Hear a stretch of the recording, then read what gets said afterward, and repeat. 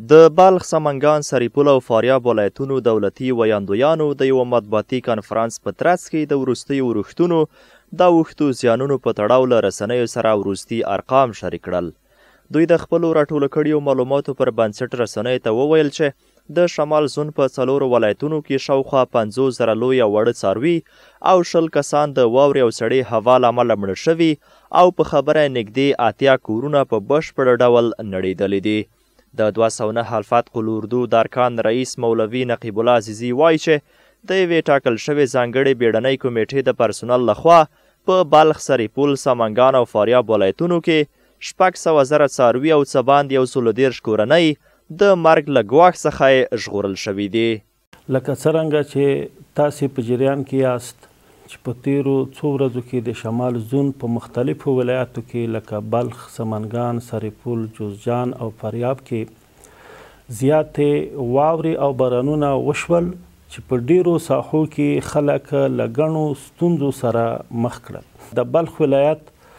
9 ولسوالیو لکه شلګره، زارې، چمتال، شهرک، حیرتان، دهدادي او کشنده ولسوالیو ته مجاهدینو رسیدګي کړې. خاصتا په شلګره ولسوالۍ کې 10 کورنۍ له مرګ ژغورل شوي چې په بیخي بد حالت کې قرار درلود. ورته مهال د خبري کنفرانس په لړ کې د فاریاب ولایت مقام ویان اسمت الله مرادي وایي چې د سړې هوا له کبله په تیرو 10 ورځو کې څه باندې 15,000 څاروي او 3 کسان مړه شوي دي. تلفات معاشی به بیش از 15,000 رسیده است که در این تلفات مواشی ولایت غور نیز شامل هست که اکثر مواشی ولایت غور در ولسوالی دولت آباد و شیرین تگاب بود که در اینجا مواشی اونها به بیش از 5,000 است که در اینجا به تلف رسیده است. تلفات جانی از اثر برفباری ها در ارتفاع به 3 تن است که 1 تن به اثر گیر ماندن در برف در سرحد ترکمنستان جان باخت و 2 تن به حادثه ترافیک جان باخت که موتورها از سرک‌ها به سبب یخبندان منحرف گشتند.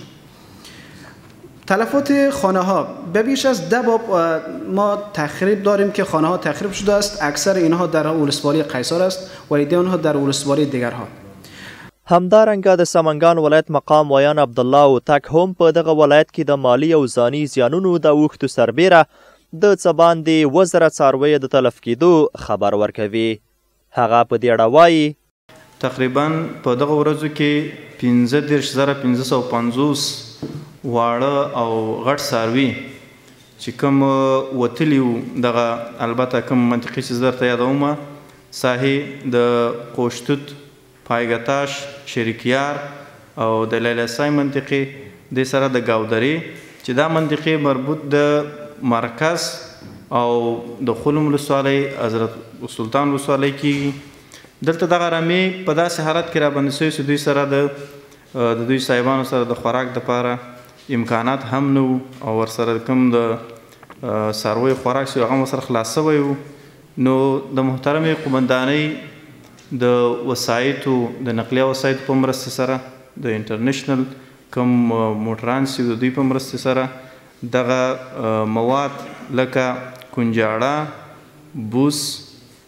دغه شیان او ورسره د دغه چوپانانو او د نورو کسانو د